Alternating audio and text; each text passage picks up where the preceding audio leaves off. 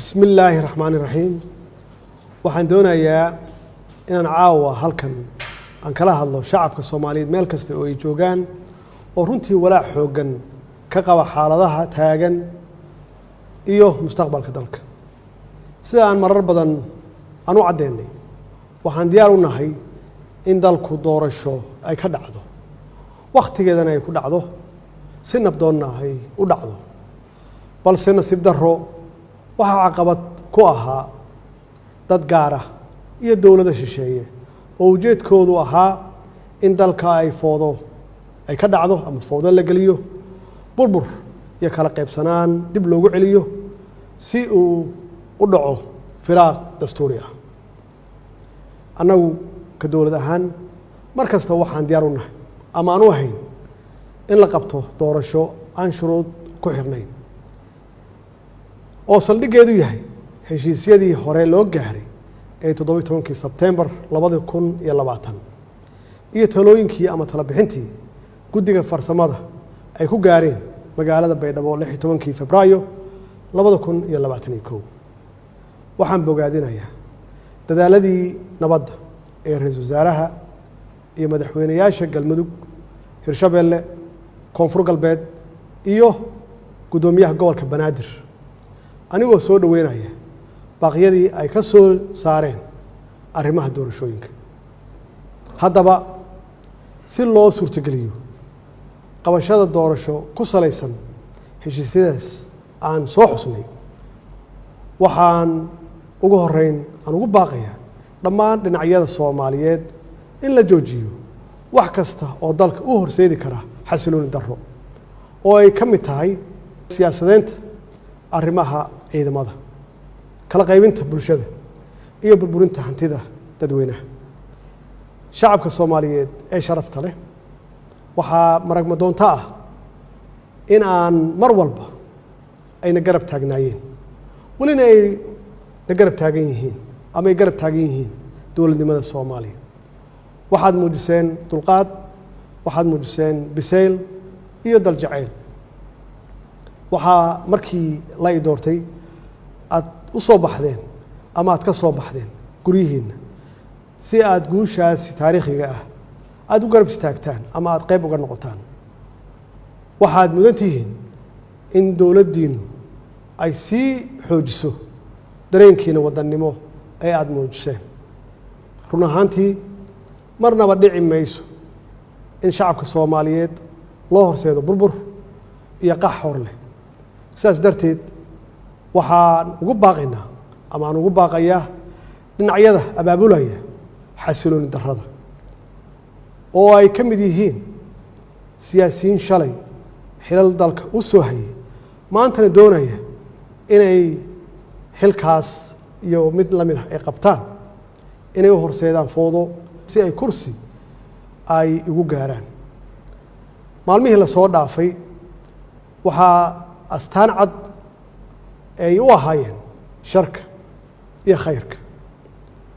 waxaa loo qaybsamay badbaadiye iyo barakiciye intii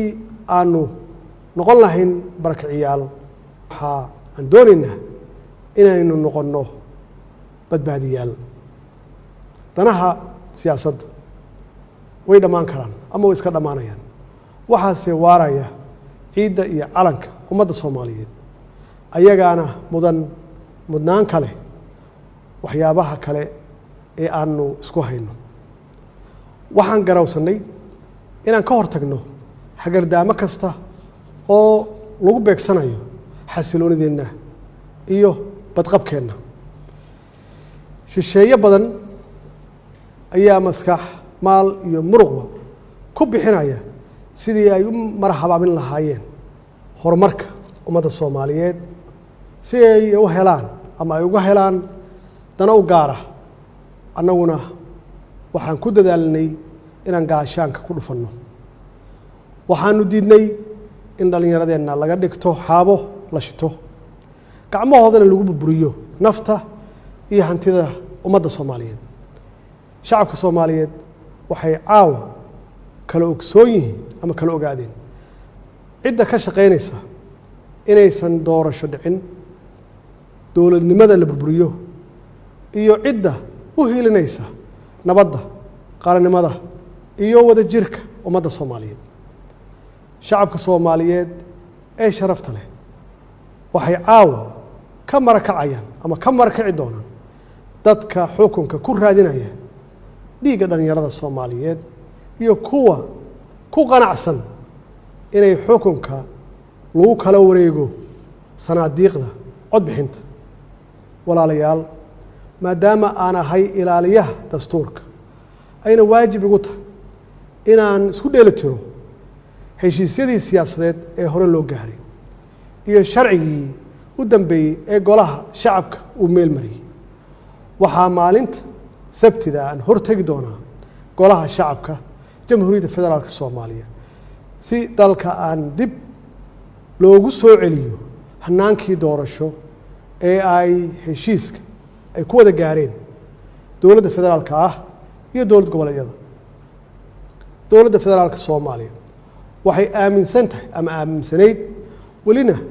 ay xal u aragtaa in wadada kaliya ee furan ay tahay midda wada hadalka isqancinta isu tanaasulka iyo in lagu soo laabto miiska wada hadalka iyadoo la dhammaystirayo heshiiskii 17 Sebtembar iyo talabixintii guddiga farsamo ee Beedhabo ee Febraayo 16 2021 waxaan dhammaan saxiixayaasha heshiiskii 17 Sebtembar aan ugu baaqaya inay si degdeg ah la isugu yimaado si looga wada hadlo hirgelinta heshiiskaas kadibna loo wada saxiixo iyadoo aanan wax shuruud ah aan lagu xirin ugu dambeyntii waxaan farayaa hay-adaha amniga inay ilaaliyaan xasiloonida caasimadda iyo badqabka shacabka Soomaaliyeed lagana fogaado wax kasta oo dhalin kara khalkhal amni shacabka Soomaaliyeedna ay arrintaasi ku garab siiyaan ciidankooda qalabka sida oo habeen iyo maalin u taagan badbaadadooda wassalaamu calaykum waraxmatullaahi wabarakaatuh